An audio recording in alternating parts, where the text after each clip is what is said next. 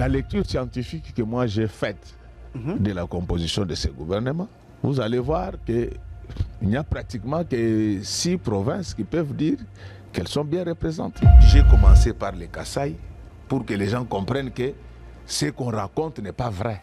Les Kasaï n'a eu qu'un seul ministre. Vous avez la province comme les Maniema. Aucun ministre là-bas. Aucun ministre. Et vous voulez envoyer quelle image à ces gens-là? Quelle est l'image que vous projetez dans ce contexte de fragilité étatique? Et nous ne devons pas parler parce que vous êtes payés pour insulter les députés. Monsieur, nous sommes des grands responsables politiques dans ce pays. Non, vous êtes contre le fait que l'équilibre géopolitique n'a pas été respecté. Je suis allergique à l'injustice. Lorsque vous voyez un gouvernement de 54 personnes sortir et que tous les regroupements politiques disent ensemble, en chœur, que 10 de ces ministres, personnes ne les avaient envoyés. Donc les gens doivent se taire. Quand on battait campagne, vous étiez avec nous? Non, parce qu'il ne faut pas intimider les gens. Écoutez, messieurs, il ne faut pas intimider les gens. Il ne faut pas intimider les gens. On ne peut pas bâtir le juste sur l'injuste. Donc les gens ne doivent pas poser de questions. Parce qu'on va vous donner l'argent, vous allez nous insulter. Alors les 10 ministres là, ils sont venus d'où? Donc, qui les a posés là-bas? C'est la première ministre du Simi, non? C'est ça les problèmes réels qu'il y a eu. Mais nous sommes des hommes d'État. Nous, au niveau de notre développement politique, nous avons accepté d'investir les gouvernements et nous allons faire entendre nos revendications après.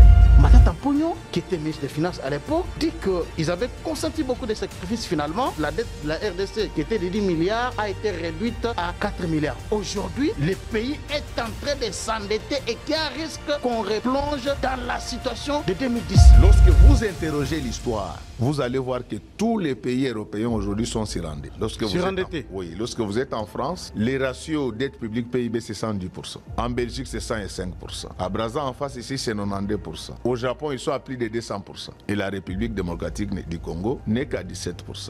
Ah bon? Donc de ce point de vue-là, je pense que nous n'avons pas trop de problèmes du côté dette publique sur le plan des principes. Donc, il ne faut pas que les gens s'alarment. C'est la conjoncture qui dicte l'évolution de la dette publique des États.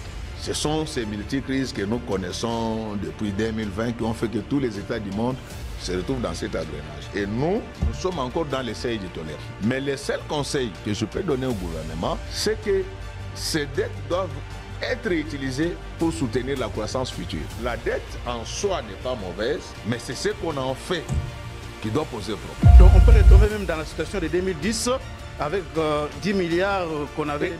Ça ne pose pas problème selon vous? Non, pas selon moi, c'est selon la science. Et d'ailleurs, même lorsque vous parlez de la dette publique congolaise, aujourd'hui nous sommes déjà à plus de 10 milliards de dollars. Mais comment est répartie cette dette?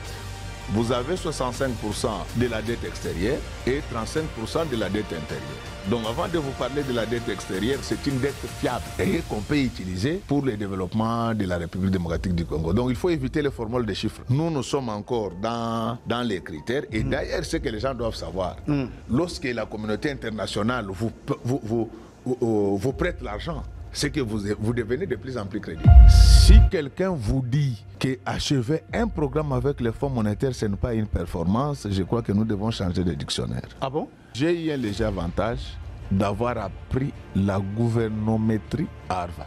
Il est clairement établi que tous les États qui achèvent leur programme avec les fonds monétaires font partie des meilleurs États en gouvernance. Et je voulais vous dire que nous sommes membres du Fonds monétaire depuis 1963. Aucun programme n'a été achevé. Aucun? Aucun. Et pourquoi ces programmes, on les achève? Même du temps de Kengo? Aucun. Il y a des standards internationaux pour mesurer la gouvernance étatique. Ces standards, c'est notamment le Fonds monétaire international et la Banque mondiale. Mais seulement ce que les gens doivent comprendre, c'est qu'après avoir obtenu les satisfecit du Fonds monétaire, nous devons en faire davantage. Donc vous pensez que conclure un programme entre un gouvernement et les FMI c'est un indicateur pour apprécier un bon ministre des Finances? Vous pensez que c'est ça? Non, ce n'est pas même l'affaire du ministre des Finances. Ça, c'est l'affaire du président de la République. Les programmes, c'est un bon indicateur? Je vous dis ceci, c'est le sacre. Aujourd'hui, là, nous sommes très à l'aise lorsque nous entrons dans des conférences internationales. Ce sont des choses que vous peut-être banalisez ici, mais ailleurs, depuis que le Congo existe, on n'avait jamais achevé un tel programme. C'est énorme, personne ne l'a fait avant. Personne. Ne pas le reconnaître, c'est de la malhonnêteté scientifique. Même s'il y a de l'inflation, j'ai dit ceci. il y a l'instabilité des prix je réponds. Les gros de l'inflation à laquelle nous faisons face maintenant résulte de l'inflation importée. Et c'est une situation mondiale. Lorsque vous nous voyez nous opposer à ces communiqués qui veulent ramener toutes les transactions commerciales, c'est pour que cela ne puisse pas encore apporter de l'eau au moulin déjà de l'inflation importée qui tue les consommateurs congolais. Parce que la population souffre, Charles. Absolument. Si quelqu'un attribue totalement l'inflation actuelle au régime actuel, au-delà de son acrimonie contre moi, je pense qu'il fait des mauvaises lectures. Donc, mais on peut quand même parler de performances lorsqu'il y a valse des étiquettes, inflation. Suivez. À partir du moment où on est en programme avec les FMI, ça va. Suivez. Il faut d'abord interroger, connaître quelle est l'origine de cette inflation et quelle est la situation mondiale par rapport à cette inflation. Je vous ai dit que nous avons connu 3 vagues inflationnistes dans ce pays. La première vague, c'est celle due à la crise énergétique, elle-même née de perturbations climatiques. La deuxième vague est venue avec la crise sanitaire, alias pandémie Covid. La troisième vague, c'est la crise géopolitique, notamment la guerre russo-ukrainienne, ce qui se passe dans l'Est et consorts. Et donc, ce que nous vivons, en grande partie, je ne dis pas totalement, en grande partie, c'est une inflation importée et il s'agit d'une situation mondiale. Moi, je parle des choses scientifiques. On peut aujourd'hui aller même, les taux d'échange à 30 000. Non, je ne dis pas ça. Non. Ok. C'est pour cela que nous interdisons à la Banque centrale de prendre ces demi-mesures. Mais je préfère le dire. Le gouvernement de Matata Mpongue, les 5 ans qu'il a passé comme Premier ministre, il y avait une stabilité historique du cadre macroéconomique. Les prix étaient stables. Est-ce que le contexte de 2010, c'est celui d'aujourd'hui? Est-ce qu'en 2010, vous avez tout ce qu'il y a comme surchauffe sur la place internationale? Il y avait la crise en 2009. C'était la crise économique. Non. Ça, c'était la crise de subprime. La crise de subprime, sans grande envergure sur l'économie internationale. Il n'y a pas question de parler de leadership de qualité pour justifier la stabilité du cadre macroéconomique. C'était juste lié au contexte. J'ai dit ceci. La stabilité d'une monnaie ne dépend pas que de l'environnement national, elle dépend également de l'environnement international dans ce contexte de bimondialisation.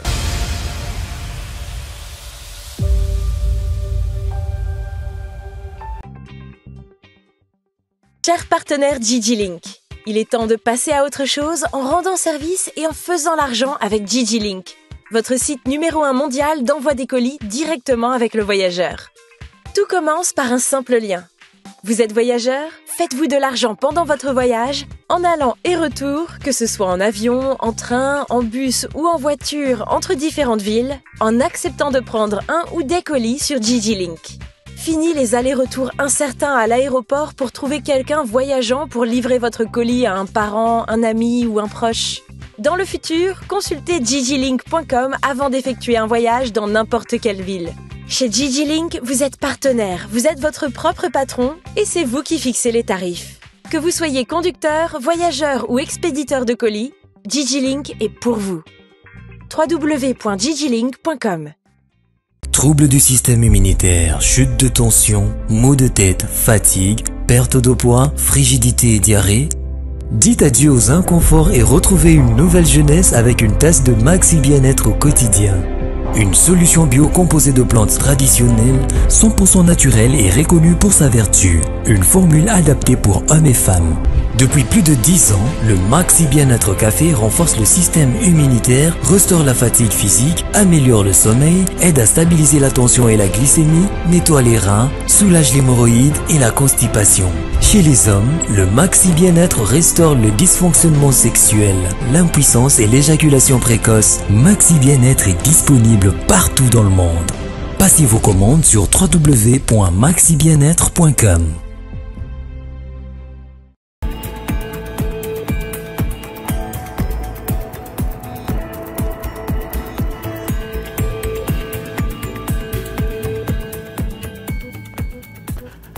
Merci beaucoup à vous tous qui êtes penchés. Nous sommes là pour ces numéros de votre magazine Les Débats Congolais.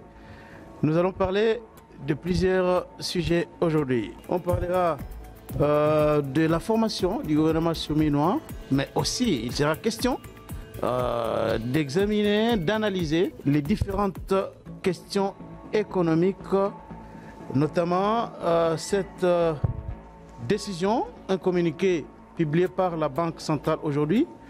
Nous allons parler de tous ces sujets-là. Et pour faire les tours d'horizon de toutes ces questions d'actualité, nous avons le réel plaisir de recevoir sur ce plateau un professeur. Il est professeur en sciences politiques, docteur en sciences politiques, docteur en économie, professeur d'université. Il s'appelle bien Godempoy Kadima, le pasteur Godempoy. Il est aussi député national, élu dans la circonscription de la Funa. Honorable pasteur, professeur, bienvenue dans cette émission. Merci, vous avez oublié une seule qualité que je porte, que vous n'avez pas évoquée ici. Je suis également l'ami de Charles-Quint Kamko. Ah, voilà. On entre maintenant dans les thèmes. Les communiqués publiés aujourd'hui par la Banque centrale, mesdames et messieurs les directeurs généraux, concernent mesures d'accompagnement du franc congolais dans les secteurs des paiements. J'ai l'avantage de porter à votre connaissance que la Banque centrale du Congo renforce son dispositif d'encadrement du secteur des paiements en lien avec les mesures d'accompagnement des francs congolais issues de la réunion ordinaire du Conseil des ministres du gouvernement de juillet 2023, présidée par son Excellence, Monsieur le Président de la République, chef de l'État, pour inciter la population à utiliser davantage la monnaie nationale dans les paiements des biens et services, notamment de consommation courante via l'utilisation des terminaux de paiement électroniques dans les commerces. Cependant, il convient de rappeler qu'à ce jour, 13% seulement des terminaux de paiement électroniques en service sur l'ensemble du territoire national sont configurés pour accepter la monnaie nationale, ce qui est de nature à renforcer l'usage des devises étrangères. Conformément au dispositif de la réglementation des charges qui prévoit la fixation et la fiche de prix en monnaie nationale et au regard de l'instruction administrative numéro 007, modification numéro 3 portant réglementation de l'activité d'échange manuel qui réserve l'activité d'échange aux personnes habilitées, je vous enjoins de paramétrer vos terminaux de paiement électronique uniquement en monnaie nationale. L'application de cette mesure n'exclut nullement la détention et l'utilisation des cartes de paiement libellées en devises. La direction de la surveillance des systèmes de paiement qui met en ampliation et est instruite de vous fournir l'accompagnement requis et de veiller à la stricte application de la dite mesure qui prend effet au plus tard le 31 juillet 2024. Godempoy, vous venez de suivre ces communiqués. Quelle est votre réaction, vous, en tant qu'expert? Bon, merci. Nous apportons notre modeste contribution à l'état actuel de l'art. La première précision qu'il faut apporter par rapport à ces communiqués, c'est que la dédollarisation de l'économie ne se décrète pas. Elle s'est construite sur la production massifiée de biens et services. Donc on ne dédollarise pas l'économie par des communiqués. Même la toute-puissante Chine n'a pas encore réussi à dédollariser son économie. Jusqu'à aujourd'hui, j'ai l'autorité de le dire. Les États-Unis d'Amérique, c'est 25% du PIB mondial. 24%, pardon, voudrais-je dire. C'est 24% du PIB mondial. Donc vous n'allez pas démolir ça comme ça du jour au lendemain. Ça, c'est la première précision qu'il fallait apporter. La deuxième précision, c'est que les contextes ne s'y prêtent pas. Nous avons une monnaie qui flanche au quotidien. Cette monnaie engloutit une bonne partie du pouvoir d'achat des Congolais. Or, qui dit pouvoir d'achat, dit pouvoir des choix. Donc, les Congolais n'ont plus de choix dans la consommation. Quel est l'envers du décor de cette mesure-là? Et là, j'ai besoin de votre attention. Il est vrai que les paiements vont se faire en électronique. Mais ça va alimenter la sécurité monétaire. Parce qu'au bout du tuyau, nous sommes en économie extravertie. Toutes ces entreprises vont se retrouver avec beaucoup de francs dans les circuits bancaires. Et quand il faudra maintenant renouveler leur stock, elles vont se ruer vers les marchés parallèles pour acheter les devises. Et ça va alimenter l'inflation. Ah bon? Et donc, je voudrais insister là-dessus que sur le plan finement économique, il y a une école qu'on appelle l'école des public choice. Cette école commande qu'on puisse toujours tenir compte de l'environnement politique dans les décisions économiques. Avec la monnaie qui flanche comme ça, vous prenez une mesure qui va alimenter la surliquidité. Parce que je comprends, la lecture que les gens font, ils croient que comme ça se passe en électronique, ça reste dans les circuits bancaires. Mais non, avant de renouveler les stocks, cet argent sortira du circuit bancaire pour acheter les devises. De l'Europe, trop de francs congolais sur le marché. Irving Fisher a expliqué ça. C'est la vitesse de la monnaie qui va augmenter. Et elle augmente au même moment. Alors, si on veut dédollariser l'économie, ça ne se fait pas par voie de décret. Vous pensez que ça, c'est la raison pour laquelle ça, c'est pour ça vise la dédollarisation? En fait, c'est ça la procédure. Donc, on veut que la monnaie circule concomitamment avec les devises étrangères. On ne refuse pas, mais il faut stabiliser d'abord la monnaie. Parce que quel est le danger? Lorsque ces gens vont commencer à faire toutes les transactions en francs congolais, dans le cadre de la gestion des risques, ils vont faire de l'anticipation sur les prix. Ça va encore alimenter l'inflation. Et moi, je ne suis pas un prophète de malheur, mais j'alerte. C'est l'inflation qui a été à la base de la révolution orange. Donc il faut que ceux qui prennent des mesures monétaires dans notre pays puissent faire des analyses longitudinales et polygonales. Donc cette mesure-là finira par alimenter l'inflation, tout simplement parce qu'au bout du tuyau, même si les transactions sont bancaires, comme c'est fait en francs, on aura besoin des devises. Et au même moment, ça sera dangereux pour notre économie. Qu'on maintienne ces dispositifs qui ont été conçus par des personnes apparemment plus averties. Et ça s'appelle en économie, ce sont des politiques macroéconomiques prudentielles. On ne joue pas avec la monnaie. La monnaie, c'est le sang de l'économie. La monnaie, c'est aussi le sang du pouvoir. Mais ici, on fait référence à un conseil des ministres. Ça ne m'intéresse pas tout ça. J'ai répondu techniquement. Un point barre. Et si on s'entête, vous allez voir ce que ça va donner. Alors, que répondez-vous à ceux qui pensent que dans ce pays, on n'a jamais connu la surliquidité du franc congolais, étant donné qu'il suffit de quitter Kinshasa ici, ou bien d'aller dans les communes périphériques de Kinshasa, vous trouverez que les gens n'ont même pas les francs congolais en question. Donc, comment ça peut entraîner la surliquidité à partir du moment où les Congolais eux-mêmes ne disposent pas même de ces francs-là, de leur monnaie? Je vous ai demandé de lire Irving Fisher. Vous allez avoir des réponses à toutes ces affirmations gratuites. On ne joue pas avec la monnaie et surtout pas dans ces contextes. Vous savez, c'est à cause de ces demi-mesures. On a effectué des paiements en mode d'urgence en francs congolais. Et les bénéficiaires de cet argent sont descendus sur les marchés parallèles. On était à 25, aujourd'hui on est à 28 et vous amenez encore ça? Est-ce que vous pensez que cette mesure sera vraiment appliquée par les banques? Bon, elle est déjà prise. Le seul conseil que nous donnons, c'est qu'on cesse avec ces demi-mesures. Ça ne résout aucun problème. Par contre, ça va aggraver les problèmes que nous avons. Ces dispositifs-là qui étaient réduits à 13%, c'était en fait pour contrôler la vitesse de la monnaie locale. C'est l'intelligence qu'il y avait derrière. Nous sommes tout à fait d'accord que nous devons utiliser notre monnaie. Mais il faut d'abord la stabiliser.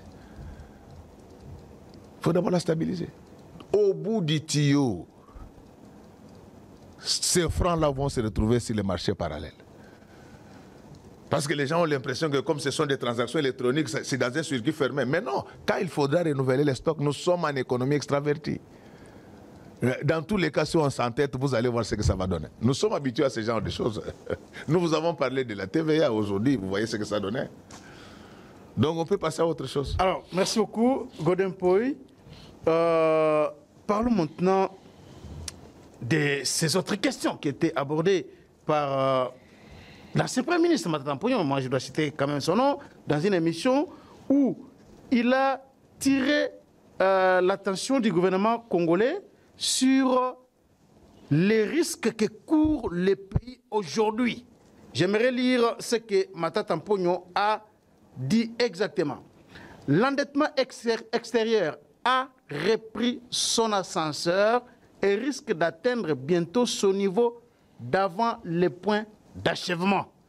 À quoi aura servi autant de sacrifices des Congolais pour obtenir efficacement des prêts de 10 milliards de dollars américains en juillet 2010, alors que j'étais ministre des Finances? Matata Ponyo, qui était ministre des Finances à l'époque, il dit que ils avaient consenti beaucoup de sacrifices. Finalement, le pays avait atteint le point d'achèvement de l'initiative PPTE et la dette de la RDC, qui était de 10 milliards, a été réduite à 4 milliards. Aujourd'hui, le pays est en train de s'endetter et qu'il y a un risque qu'on replonge dans la situation de 2010.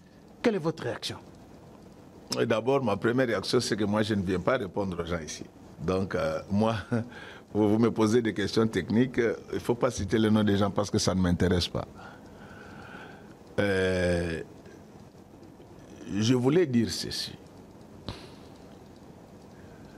La dette publique relève des questions liées aux finances publiques.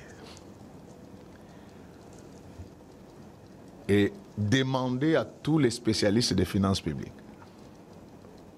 Donc, on ne devient pas spécialiste en finances publiques parce qu'on a travaillé forcément soit dans une régie financière, soit au ministère. Donc, ce n'est pas ça. Donc, ça commence d'abord par l'école spéciale en cette matière-là. Très modestement, je ne dis pas que je suis plus intelligent que les autres, mais je détiens quand même une quantité importante d'informations en cette matière. Ok. Mais vous n'êtes pas, vous n'êtes pas financier, hein? Pardon? Vous êtes financier? De formation et de fonction. Ok. Je croyais que vous étiez monétariste, hein? Non, non, non, de formation. Très modestement, j'ai fait plusieurs choses dans ma vie. Ok, allons-y. Donc, ma thèse annexe a porté sur la monnaie. Ah, d'accord. Mais ma thèse principale a porté sur les finances publiques. Aujourd'hui, l'encours augmente? Alors, non. D'abord, je crois que nous posons très mal nos problèmes. Lorsque vous étudiez les finances publiques, il y a pratiquement trois ressources fondamentales pour l'État. C'est l'impôt, c'est le royalty, c'est l'emprunt. Parce qu'aujourd'hui, le procédé monétaire est prohibé. D'ailleurs, dans notre constitution, les recours aux avances de la trésorerie est prohibé. Et du coup, il ne nous reste que l'impôt, les royalties et l'emprunt. Donc, les royalties, ce sont les dividendes que l'État tire de son portefeuille, parce que nous avons des sociétés commerciales, des établissements publics.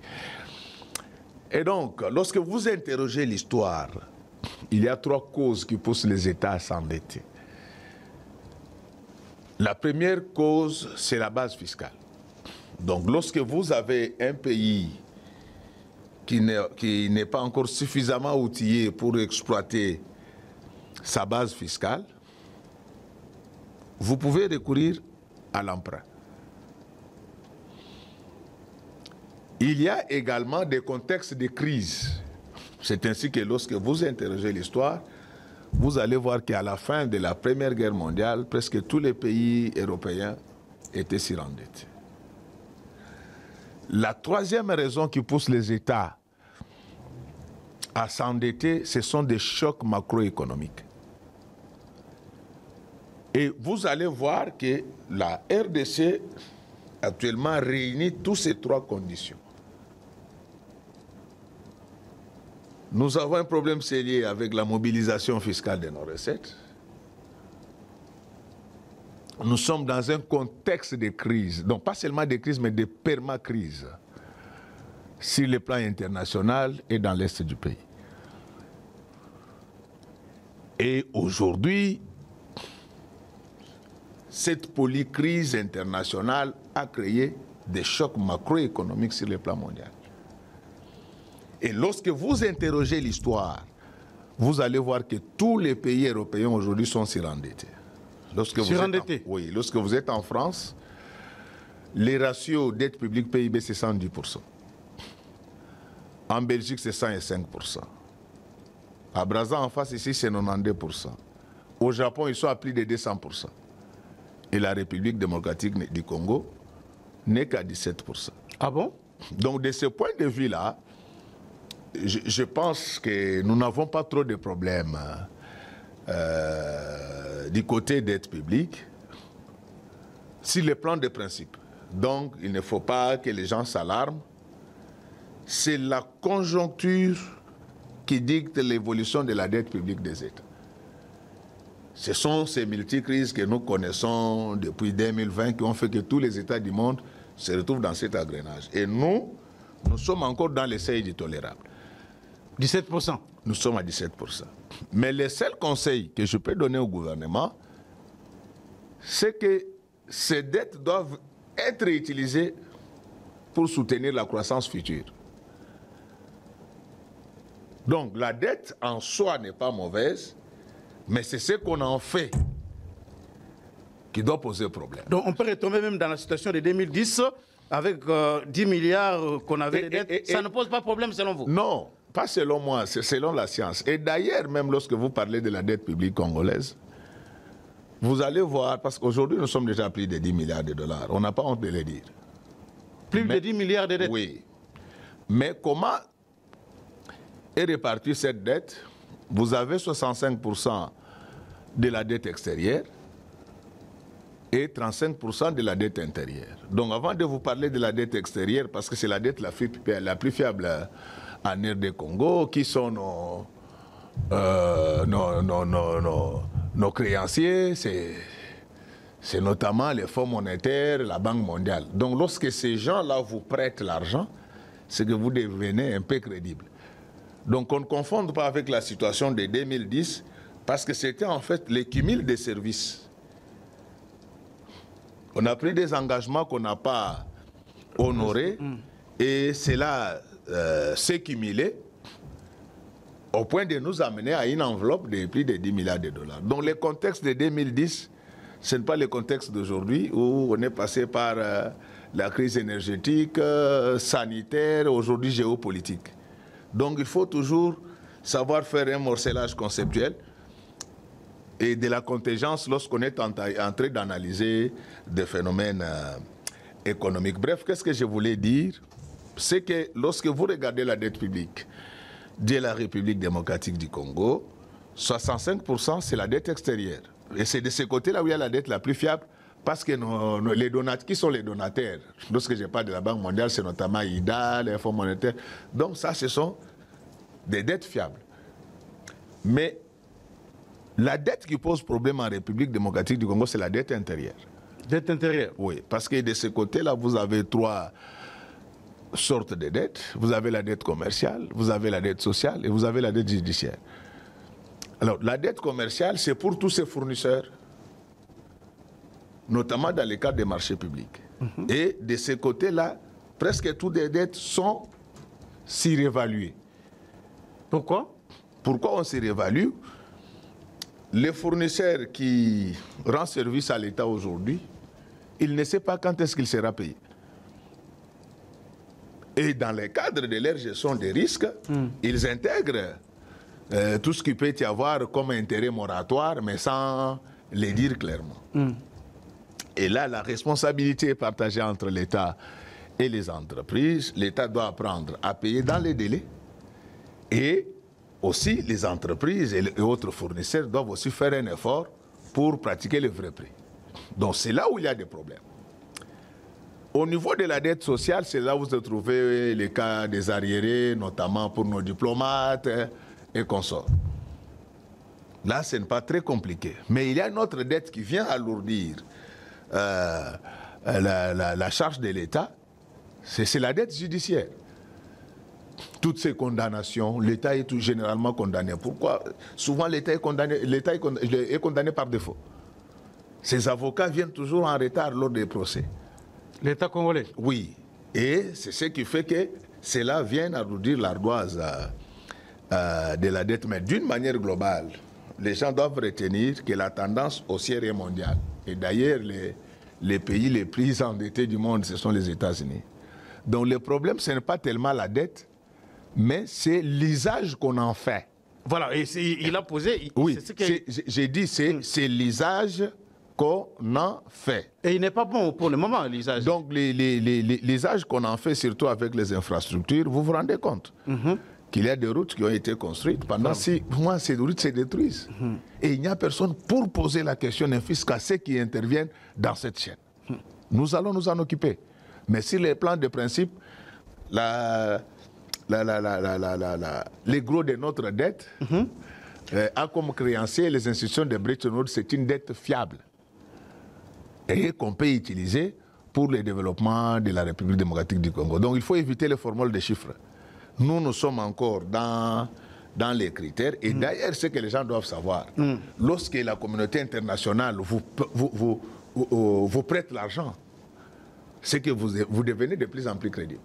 Ah, mais là, je paye, parce que vous ne voulez pas que l'on cite les noms, mais moi je vous pose des questions, parce que j'ai suivi Matata Pognon qui disait que le fait qu'il y ait conclusion, par exemple, des programmes entre un gouvernement et les institutions de Bretton Woods, notamment le FMI, cela ne veut pas dire que celui qui pilote ces programmes ne peut pas être qualifié d'un bon ministre des Finances. Et il dit que du temps où il était Premier ministre, il y a eu beaucoup de réalisations qui étaient faites parce qu'il y avait un leadership de qualité à l'époque et les taux d'échange étaient restés stables pendant qu'il était Premier ministre et ministre des Finances et les prix aussi intérieurs, c'était la même chose. Et qu'aujourd'hui, ça n'est pas le cas parce qu'il n'y a pas un leadership de qualité. Est-ce qu'il n'a-t-il pas raison de le dire? Il enchaîne en disant qu'à l'époque, le gouvernement congolais n'était pas en programme avec les institutions de Bretton Woods. Mais il y a eu beaucoup de réalisations qui étaient enregistrées dans notre pays. Bon, je vous dis que moi, je ne viens pas ici pour répondre aux gens. Vous m'avez invité. Moi, je préfère parler de manière impersonnelle. Avant de vous répondre, je voulais vous dire que le fait tout simplement que moi je combats le vol dans ces pays, je ne suis pas dans de bonnes grâces des dirigeants actuels de notre pays. Je dois vous le dire.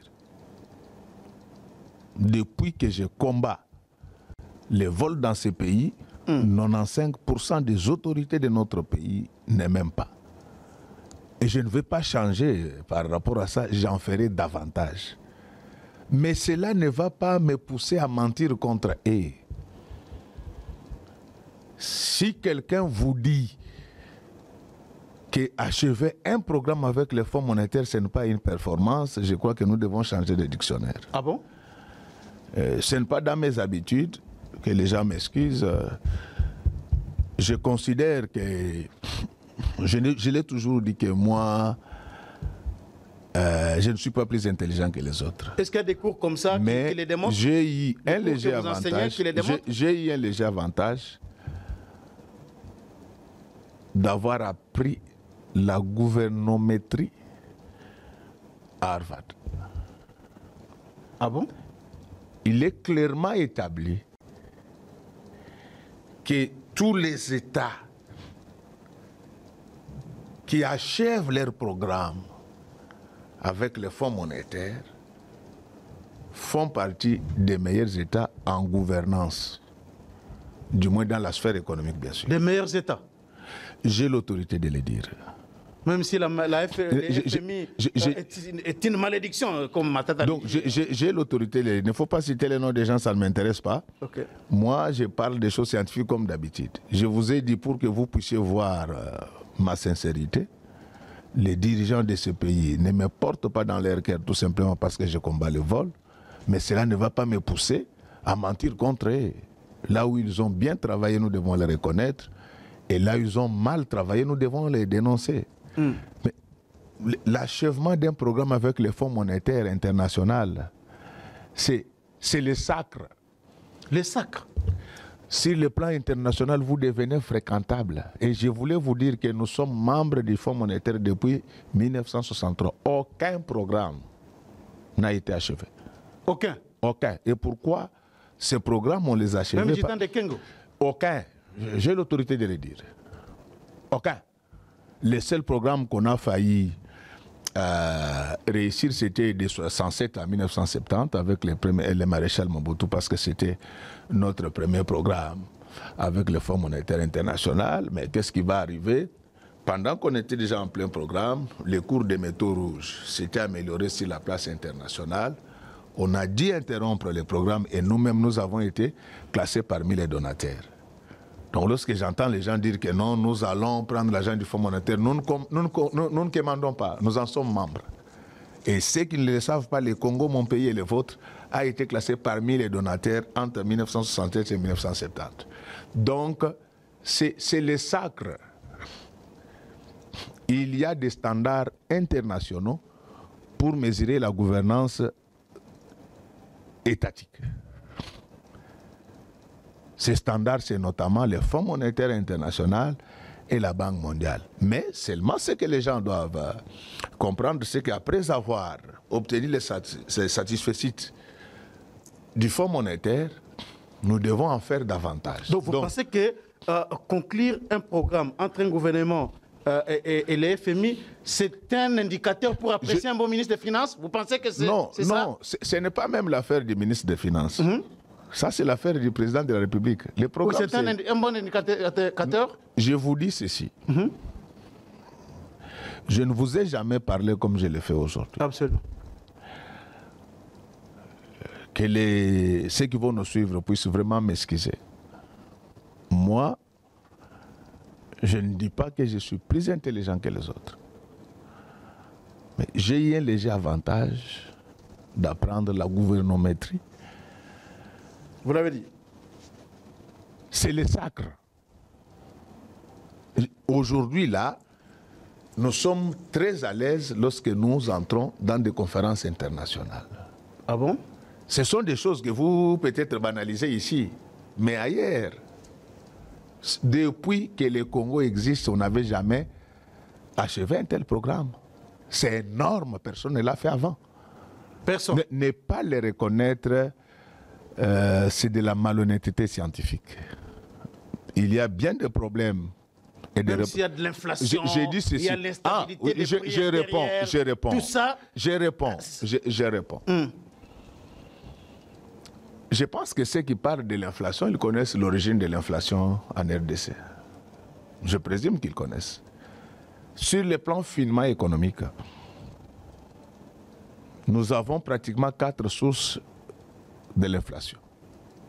Nous avons l'inflation par la demande, nous avons l'inflation par l'écoute, nous avons l'inflation importée et nous avons l'inflation monétaire. Les gros de l'inflation à laquelle nous faisons face maintenant résulte de l'inflation importée. Importée. Et c'est une situation mondiale. Lorsque vous nous voyez nous opposer à ces communiqués qui veulent ramener toutes les transactions commerciales, c'est pour que cela ne puisse pas encore apporter de l'eau au moulin déjà de l'inflation importée qui tue les consommateurs congolais. Parce que la population souffre, Charles. Absolument. Pendant que vous êtes en cravate, là, il y a des gens qui n'ont pas mangé. Absolument. Donc, si quelqu'un attribue totalement l'inflation actuelle au régime actuel, au-delà de son acrimonie contre moi, je pense qu'il fait des mauvaises lectures. Donc, mais on peut quand même parler de performances lorsqu'il y a valse des étiquettes, inflation. Suivez. À partir du moment où on est en programme avec les FMI, ça va. Suivez. Il faut d'abord interroger, connaître quelle est l'origine de cette inflation et quelle est la situation mondiale par rapport à cette inflation. Je vous ai dit que nous avons connu 3 vagues inflationnistes dans ce pays. La première vague, c'est celle due à la crise énergétique, elle-même née de perturbations climatiques. La deuxième vague est venue avec la crise sanitaire, alias pandémie Covid. La troisième vague, c'est la crise géopolitique, notamment la guerre russo-ukrainienne, ce qui se passe dans l'Est et consorts. Et donc, ce que nous vivons, en grande partie, je ne dis pas totalement, en grande partie, c'est une inflation importée et il s'agit d'une situation mondiale. Moi, je parle des choses scientifiques. Je parle des choses scientifiques. Donc, on peut aujourd'hui aller même, les taux d'échange à 30 000. Non, je ne dis pas ça. Non. Ok. C'est pour cela que nous interdisons à la Banque centrale de prendre ces demi-mesures. La Banque centrale doit travailler pour que nous descendions jusqu'à 25 et c'est faisable. C'est faisable. C'est faisable et dans peu de temps. Au lieu de nous amener ces demi-mesures qui vont aggraver la situation. Mon problème ici, c'est d'expliquer que sur le plan scientifique, les mouvements inflationnistes auxquels nous faisons face depuis 2020 à 70% résultent de l'inflation importée. Mais et je préfère le dire. gouvernement de Matata Mponyo, les 5 ans qu'il a passé comme Premier ministre, il y avait une stabilité historique du cadre macroéconomique. Les prix étaient stables. Mais aujourd'hui, qu'est-ce qui explique? C'est toujours les mêmes raisons que vous avancez? Je ne sais pas. Vous cherchez à m'opposer à l'ancien Premier ministre ou quoi? Il y a un économiste, un ancien Premier ministre. Mais vous êtes, s'il vous plaît, oui. Mais vous avez été à l'école.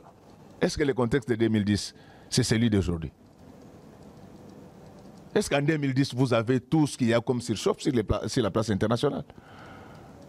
Il y avait la crise en 2009. Hein? C'était la crise économique. Non. Ça, c'était la crise de subprime. La crise de subprime sans envergure sur l'économie internationale. Sans grande envergure sur l'économie internationale. Moi, je vous dis ceci, parce que je ne sais pas, vous voulez que je parle dans quelle langue. En 2021, nous avons été pratiquement les derniers Congolais à quitter New York au mois de mars, lorsque les aéroports commençaient à fermer. Je vous parle de ce que j'ai entendu des Américains eux-mêmes. Ça faisait plus d'1 siècle qu'ils lisaient le mot inflation seulement dans leur dictionnaire et qu'ils n'avaient jamais vécu ça. Donc, ne comparez pas les contextes de 2010 au contexte actuel. En sociologie, pour comparer des situations, il faut qu'il y ait une certaine analogie entre elles. Et cette analogie doit être soit des contextes, soit des structures. Très vulgairement, on dit qu'il faut éviter des comparaisons bâtardes dans la vie. Donc, il n'y a pas photo. Donc, entre les deux situations, les deux contextes. Moi, c'est mon travail, je ne fais que ça. Je ne fais que ça. Et si vous vous renseignez, très modestement, je suis répertorié sur le plan international pour dire ce que je suis en train de dire. Très modestement. Mais je ne dis pas que je suis. Donc, il n'y a pas question de parler de leadership de qualité pour justifier la stabilité du cadre macroéconomique. C'était juste lié au contexte. J'ai dit ceci. La stabilité d'une monnaie ne dépend pas que de l'environnement national. Elle dépend également de l'environnement international dans ces contextes de bimondialisation. Donc il ne faut pas mutiler les réalités économiques. Je sais qu'il y a des problèmes gouvernantiels chez nous, mais il ne faut pas attribuer la faute à celui qui ne l'a pas commise. En droit, on parle des erreurs invincibles. Donc, c'est une situation mondiale. C'est pour la toute première fois que vous avez suivi. Dans l'Eurozone. On connaît les impayements aujourd'hui. J'ai dit ceci. Oui. J'ai dit ceci. Je n'ai pas dit qu'il n'y a pas de problème gouvernance au Congo. Mais je constate avec bonheur, sur le plan macroéconomique, il y a eu beaucoup d'avancées pendant cette période que par le passé. Et il a dit même que le fait qu'on parle aujourd'hui d'un budget de 16 milliards ou 14 milliards, c'est faux et archi-faux. On est dans l'exécution aux alentours de 9 milliards. Est-ce qu'il n'a pas raison? Et qu'aujourd'hui, il y a une perte incroyable du pouvoir d'achat. C'est qu'on ne peut pas mettre ça à l'actif du gouvernement. Retenez ceci. Retenez qu'en 2022, nous avons fait des excédents budgétaires dans ce pays. Je ne parle pas des excédents de trésorerie. Ça, ce sont des faits. Sur le plan scientifique, ce qui n'est pas mesurable n'existe pas. C'est ça la différence entre les scientifiques et les hommes ordinaires. En Donc, 2021. il faut étayer. En 2022. 22, excédent budgétaire. Lisez bien la réduction des comptes. En 2002, nous avons fait... 2022. On a fait des excédents budgétaires. À ne pas confondre avec les excédents de trésorerie.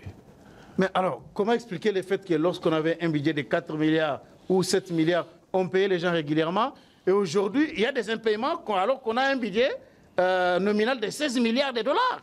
Comment expliquer ça? Bon, je ne sais pas s'il faut un dessin pour que vous compreniez. C'est toujours le contexte. En 2010, il n'y avait pas de gratuité. La gratuité à elle seule prend 1,5 milliard sur le budget de l'État. Et vous connaissez l'impact de la gratuité sur l'économie congolaise? C'est que cette femme qui déboursait $200 pour scolariser son enfant, aujourd'hui, elle peut prendre ces $200 et investir dans le commerce des braises. Non, mais est-ce qu'aujourd'hui, on doit continuer toujours avec les mêmes impaiements en train de... non. En favorisant la gratuité de l'enseignement? S'il vous plaît. Voilà. Alors là, c'est du fait d'artifice. Je ne sais pas, nous parlons de l'économie ou bien nous parlons du développement. Donc, parce que ce sont des matières différentes. Donc ici, nous sommes dans les contextes économiques. Je vous dis, des problèmes gouvernantels, il y en a. OK. Mais ne pas reconnaître tout ce qu'il y a eu comme avancée macroéconomique, c'est de la malhonnêteté intellectuelle. Ce n'est plus seulement moi qui l'ai dit. Je vous ai dit moi-même l'acrimonie que le régime actuel a à mon égard. Mais l'honnêteté scientifique me pousse à dire la vérité. Et je le répéterai même devant un fusil. Lorsque vous achevez un programme avec le Fonds monétaire international, c'est le sacre. Et contrairement à ce que les gens racontent, même la Chine a été assistée par le Fonds monétaire. Ah bon? J'ai l'autorité de le dire. Même la Russie. Donc le Fonds monétaire vient, il vous apprend la discipline financière et après vous pouvez développer d'autres réflexes pour aller de l'avant. Donc ça n'a jamais été une malédiction pour un pays au Non. monde. D'ailleurs, ce n'est pas connaître même comment fonctionne. Vous savez pourquoi la Banque mondiale a été créée? La Banque mondiale à leur bid a été créée pour, d'abord dans leur statut, il n'est pas dit que la Banque mondiale et les fonds monétaires viennent développer la RDC. Non. La Banque mondiale, les fonds monétaires viennent vous aider à vous développer. Et si la BIRD a été créée, aujourd'hui Banque mondiale, c'était pour aider des États à se reconstruire. En l'occurrence, la France et le Japon. Et les deux pays sont aujourd'hui développés. Donc, il ne faut pas que les gens amènent leur gouvernementalité dans les exigences du Fonds monétaire international. Donc, je l'ai dit avec beaucoup d'autorité qu'achever un programme avec les Fonds monétaires internationaux, c'est le sacre sur le plan gouvernantiel. Mais dans la sphère économique, bien sûr. L'avantage, c'est que ça va vous ouvrir d'autres vannes de financement. Et ça, on doit les reconnaître. Mais, qu'à cela ne tienne, je dois dire au gouvernement que la population souffre. Apprenez à payer régulièrement. Les salaires. Les salaires. Je sais qu'il y a des problèmes dans l'Est du pays qui sont extrêmement budgétivores et le contexte là n'est pas de 2010, mais un peu d'effort parce que les gens souffrent. Alors, ensuite, par cette dernière question par rapport à la formation du gouvernement chinois, ça fait beaucoup de bouquins. Vous êtes quand même député national de l'Union sacrée, élu de la FUNA. Le gouvernement chinois sort, il y a des levées de boucliers. et une initiative signée par le député de l'Union sacrée pour ne pas investir le gouvernement souminois. Est-ce que pensez-vous que ce gouvernement est un bon gouvernement composé de gens au profil acceptable pour relever les grands défis que nous avons? Est-ce que la formation, la composition de ce gouvernement reflète réellement les réalités sociologiques de notre pays? Bon, là, je ne vais pas répondre comme politicien. Il souffrait que je réponde quand même comme quelqu'un qui a appris les sciences de l'État et du pouvoir dans sa vie. Vous êtes docteur en sciences politiques, je dois le dire. Encore très modestement. Je suis député, en aucun moment, j'ai vu une pétition qui devait bloquer l'investiture de ce gouvernement. Donc, jusqu'hier, j'étais au Palais du Peuple, je n'ai vraiment pas vu cette pétition. Ça, c'est la première précision. La deuxième précision, c'est que nous sommes des députés, nous sommes des élus du peuple. Nous ne sommes pas des garçons de course. Donc, il ne faut pas nous prendre comme on nous traite là à la cité. Non, les députés se font corrompre. Mais regardez-moi bien. Quelqu'un comme moi ici, tu vas commencer par où pour me corrompre? Donc, retenez que moi, personnellement, je parle à mon nom personnel. Moi, je suis un grand responsable. Donc, je n'ai pas vu jusqu'à ce jour une pétition qui demandait aux députés de ne pas investir le gouvernement. Mais nous sommes des responsables politiques. Nous ne sommes pas des enfants qu'on doit bousculer comme ça. Quand il y a des faits politiques, nous devons les analyser froidement. Vous avez été frustré? Non. Ceux qui se sont par la composition de ce gouvernement? Non. Parce qu'on a appris que les noms qui étaient proposés à la Première ministre, ce ne sont pas selon la loin s'en faut. Loin s'en faut. Il n'a pas respecté les listes des regroupements politiques. Loin s'en faut. Loin s'en faut. Moi, personnellement, je ne suis pas concerné par ces frustrations, mais nous sommes des responsables politiques. Lorsque vous faites la politique, vous gérez l'avenir de plus de 100 millions de personnes. La lecture scientifique que moi j'ai faite de la composition de ce gouvernement, vous allez voir qu'il n'y a pratiquement que 6 provinces qui peuvent dire qu'elles sont bien représentées. 6 provinces? Oui. Ah bon? Qui peuvent dire... Oui, oui. Et je vais surprendre les gens ici, parce qu'on donne l'impression que le président ne sert que les Kasaïs, mais je vais vous faire une révélation ici, vous allez rigoler. Vous voyez les Kasaïs occidentaux? Dans son ancien format, là, ça fait aujourd'hui Kasaï et Kasaï central. Et lorsque vous regardez, il y a vous allez voir. Non, là, c'est quand vous descendez jusqu'au Kasaï oriental qu'on arrive, il y a plusieurs provinces. Les Kasaï central, les Kasaï central a 3 membres, ministres aujourd'hui. Donc, les Kasaï, un ministre. Donc, vous allez voir, vous allez voir déjà qu'il y a les Kasaï qui a un ministre. Parce que les gens donnent l'impression qu'il y a du tribalisme. Non. Même les Kasaï est victime. Donc lorsque nous parlons de cela, ce n'est pas qu'on est contre des gens. Les choses doivent être faites selon les règles de l'art. La représentativité nationale et constitutionnelle. Donc j'ai commencé par les Kasaï pour que les gens sortent de leur tête qu'il n'y a que des Kasaï qui sont dans ce gouvernement-là. La plupart des Moulumba que vous voyez ici, ce ne sont pas des Kasaï. Il y a des Moulumba dans les Bandundu, il y a... Donc les gens... les gens... Kabamba, on les trouve aujourd'hui. Voilà. Au Katanga, il y a des Kabamba un peu partout. Mais c'est quelqu'un comme Watoum, moi je l'ai connu dans un autre cadre. Non, Watoum, oui. Watoum, il est de l'Ituri. Moi je l'ai connu dans un autre cadre. Donc quand j'ai donné l'exemple même du Kasaï, c'est pour que ceux qui pensent que c'est le gouvernement de Kasaï... Hein? C'est quelqu'un que j'ai connu personnellement bien avant, il est de l'Ituri. Oui. Il est de l'Ituri. Alors, lorsque vous me voyez moi citer les noms de quelqu'un comme ça à la télé, c'est qu'on se connaît bien, il ne va pas se fâcher. Alors, donc nous sommes des responsables politiques. Quand il y a un gouvernement comme ça qui sort, on doit se taire, parce que vous voulez nous interdire de parler. La représentativité nationale et constitutionnelle. Et j'ai commencé par les Kasaï pour que les gens comprennent que ce qu'on raconte n'est pas vrai. Les Kasaï n'a eu qu'un seul ministre. Vous avez la province comme le Maniema. Aucun ministre là-bas. Aucun ministre. Et vous voulez envoyer quelle image à ces gens-là? Quelle est l'image que vous projetez dans les têtes de ces gens-là? Dans ce contexte de fragilité étatique. Et nous ne devons pas parler parce que vous êtes payés pour insulter les députés. Messieurs, nous sommes des grands responsables politiques dans ce pays. Non, vous êtes contre le fait que l'équilibre géopolitique n'a pas été respecté. Je suis allergique à l'injustice. Je suis allergique à l'injustice. Allergique. Si vous me laissez continuer, je vais vous donner encore d'autres informations. Lorsque vous voyez un gouvernement de 54 personnes sortir et que tous les regroupements politiques disent ensemble, en chœur, que 10 de ces ministres, personnes ne les avaient envoyés. Donc les gens doivent se taire. Quand on battait campagne, vous étiez avec nous? Non, parce qu'il ne faut pas intimider les gens. Écoutez, messieurs, il ne faut pas intimider les gens. Il ne faut pas intimider les gens. On ne peut pas bâtir le juste sur l'injuste.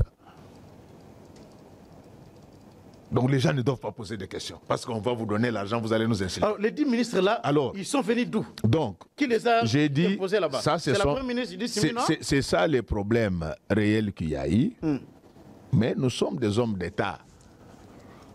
Nous, au niveau de notre regroupement politique, nous avons accepté d'investir les gouvernements et nous allons faire entendre nos revendications après. Donc il ne faut pas que les gens nous prennent pour des enfants et dire non, si vous ne faites pas, on va dissoudre. Attention, attention avec la dissolution. Attention avec la dissolution. Donc, c'est-à-dire, nous sommes là, on ne peut rien dire, vous amenez des inconnus. Donc, c'est comme un jour les léopards veulent jouer. Hein? Les léopards veulent jouer le match, vous voyez un joueur rwandais que vous connaissez bien. Non, je m'excuse. Cet exemple-là risque d'être mal interprété. Vous voyez un joueur malien qui a porté les maillots des léopards.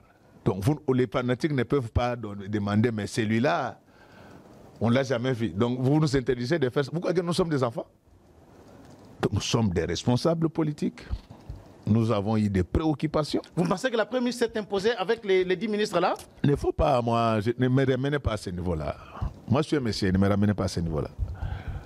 Donc, les regroupements ont constaté seulement que 10 ministres ne sont issus d'aucun regroupement politique. Je suis un monsieur, ne me ramenez pas à ce niveau-là. Tous les regroupements ont constaté de manière unanime qu'il y a eu 10 ministres. 10 ministres. Qui sont venus de nulle part. Alors, on va se taire. Qui nous avait donné l'argent pour battre campagne? Nous, au niveau de mon regroupement politique, par respect pour la signature du chef de l'État, nous avons dit, c'est juste pour ça. Hein? Pas respect. J'ai suivi les gens qui disent non, ils ont demandé 50 000 $. Est-ce que moi, tu me vois, moi je vaux 50 000 $, moi? Ça, c'est importuner les députés. Nous avons les députés de grande valeur dans ce pays.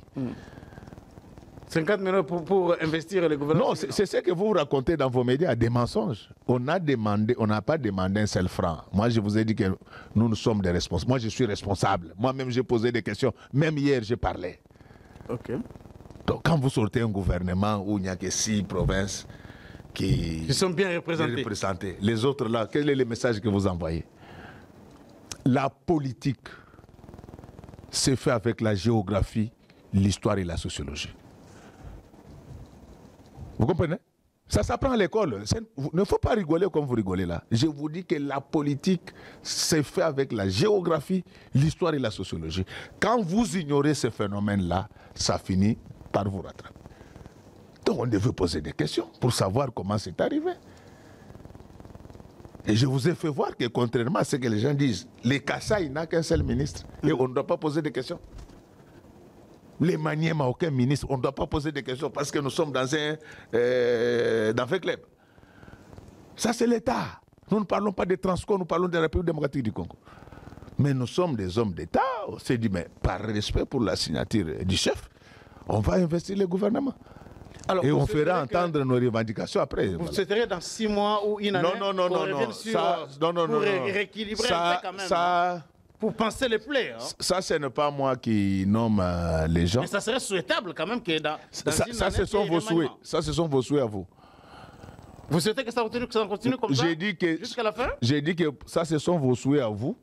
Mais seulement, j'ai dit aux gens que la politique, sur le plan scientifique, c'est fait avec la géographie. Alors, il a été dit que... Suivez-moi. Oui. La politique, sur le plan scientifique, c'est fait avec la géographie. Vous l'avez déjà dit.